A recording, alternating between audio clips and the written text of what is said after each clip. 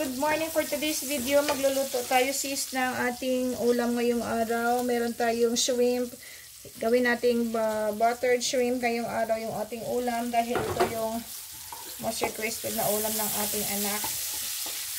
Ninibigay. So ngayon, nagisa na tayo ng ating garlic and onions sa melted margarine. Ito yung gamit ko. Nag-melt tayo ng margarine.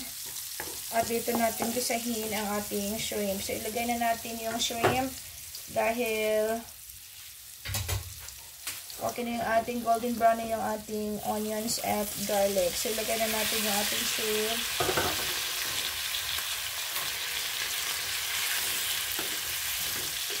So, ayan na. Most requested na ulam ni Nadiel ang ating onika-iha. Kaya nagbili tayo sa palengke ng pasayan o shrimp. So, ito yung ating ulam ngayong araw. Ayan. So, ginisa na natin siya sa garlic at onion. So, medyo marami-rami yung ating nilagay na garlic dahil mas more garlic, mas masarap siya. Then, lagyan natin ng konting asin. Konting asin na ilagay natin mga sis. Ayan.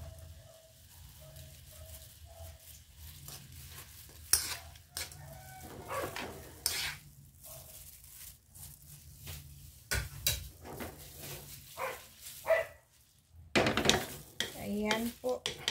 Namula-mula na yung ating pasayan, no? At ilang minutos lang ito, madaling lutuin yung ating pasayan, no? Shrimp. So, maraming garlic nilagay natin para mabango siya at malasa talaga pag maraming garlic nilagay sa shrimp.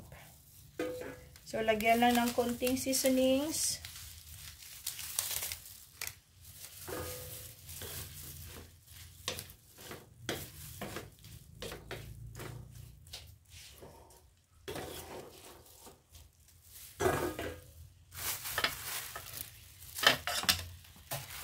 So, takpa lang muna natin para maluto yung atin na shrimp. So, medyo namumula na yung ating shrimp sis at maglagay tayo ng konting asukal para manamis-namis yung ating shrimp. Yan, medyo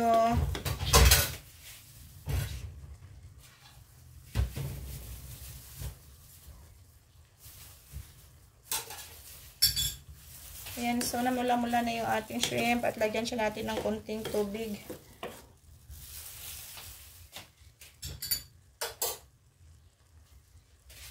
Lagyan siya natin ng konting tubig.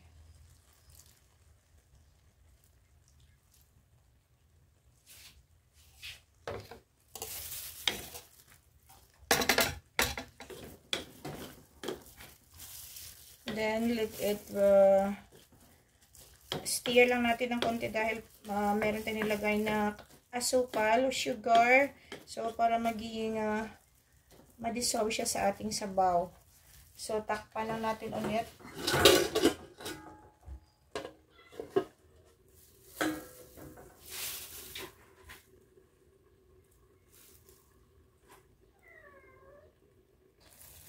So, sis, medyo kumulo na yung ating shrimp at hayaan natin bawasan yung kanyang sabaw. Ayan, medyo konti na lang yung sabaw na naiwan. So, tamang-tama na po ito at merong maiwan na konting sabaw later sa ating buttered shrimp. Huwag natin siya hayaan na ubos yung kanyang sabaw. So, tamang-tama na sis yung taste natin at medyo masarap yung lasa nito dahil ginisa natin siya sa margarine. Ayan, so napakabango ng ating buttered shrimp dahil ginisa natin siya sa maraming garlic. So, ilang minutos na lang at ilagay na natin yung ating spring onions and siling labuyo. So, konti na lang naiwan na sabaw at ilagay na natin yung ating siling labuyo at saka yung ating spring onions. So, konti lang, 2 piraso lang sili yung nilagay natin sis at para hindi siya masyadong maanghang, no? Dahil hindi naman natin gusto na masyado manghang. Yung mga bata, hindi sila sanay kumain ng maanghang. na maraming sili. So, ito yung ating, ito na yung ating buttered shrimp. O, yan. Medyo iwanan natin siya ng konting sabaw para meron naman tayong malalasahan na sabaw ng ating shrimp. So, ayan na sis.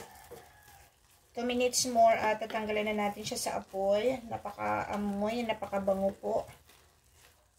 Dahil fresh pa yung nabili natin na sariwa pa yung nabili natin na shrimp sa palengke, no? At tamang-tama sa ating ulam ngayong araw.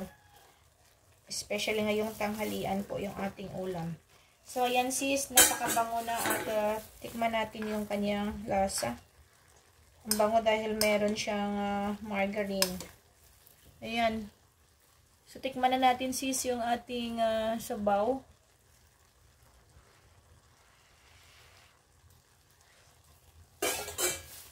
So, tamang-tama lang nagbi-blend yung yung ating alat at saka yung ating tamis na nilagay ko ng 1 kutsarang sugar sa ating buttered shrimp. So, ayan na sis. Konti na lang, 1 minute, 2 minutes, pwede na natin siyang tanggalin sa apoy. So sis, pwede na po ito. Napakasarap na at wala na masyadong sabaw na naiwan. So, ayan na. Ready to serve na po yung ating buttered shrimp. Thank you for watching. Ihain na po natin ito.